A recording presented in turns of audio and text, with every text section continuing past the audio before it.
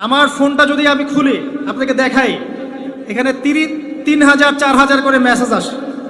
আমি সব তো দেখার সময় পাই না, যে কয়টা স্ক্রল করার সময় পাই। ম্যাক্সিমাম সমস্যা, ভাই হস্তমৈথুনে অভ্যস্ত হয়ে পড়েছি, ছাড়তে পারি না, কি করব। ভাই বিয়ে করতে চাই, সামর্থ্য নেই, কি করব। ভাই আমার স্বামীর সাথে বনিবনা হয় না, কি করব। প্রবলেমস আর প্রবলেমস। যুব সমাজ আল্লাহর পথে জীবন উৎসর্গ করছে না।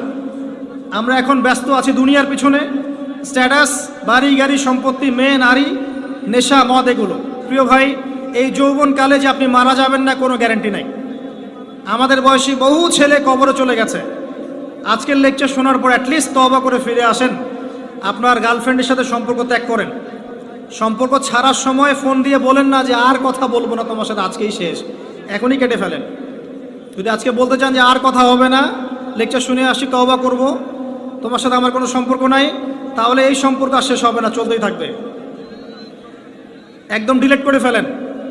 পড়াশোনা করেন, 5 ওয়াক্ত নামাজ পড়েন, আল্লাহ রাস্তায় সময় দেন, হালাল একটা রিজিকের সোর্স খোঁজার চেষ্টা করেন। রিজিকের সোর্স হয়ে গেলেই আপনি বিয়ে করে ফেলেন। বিয়ে করে ফেলেন, প্রাপ্তবয়স্ক হয়েছেন, বিয়ে করে ফেলেন। আর পিতা মাতাদের প্রতি রিকোয়েস্ট থাকবে, বিয়েটাকে সহজ করে দেন। আপনার সন্তানদেরকে জেনা থেকে বাঁচান, চোখের পাপ থেকে বাঁচান, মনের পাপ থেকে বাঁচান।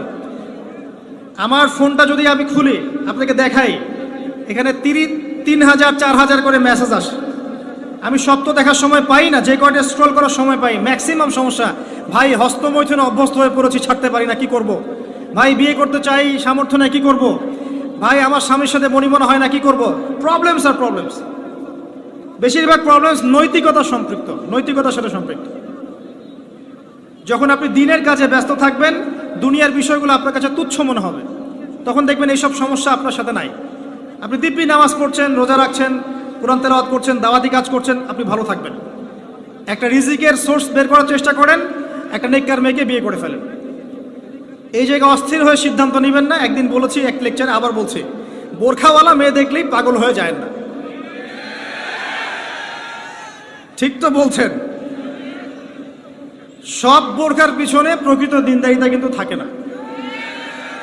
প্রথম কথা হচ্ছে আপনাকে আল্লাহর কাছে চাইতে হবে, এই দোয়াটা করতে হবে, রব্বানা হাব লানা মিন আজওয়াজিনা ওয়া যুররিয়াতিনা কুররাতা আয়ুন ওয়াজআলনা লিল মুত্তাকিনা ইমামা।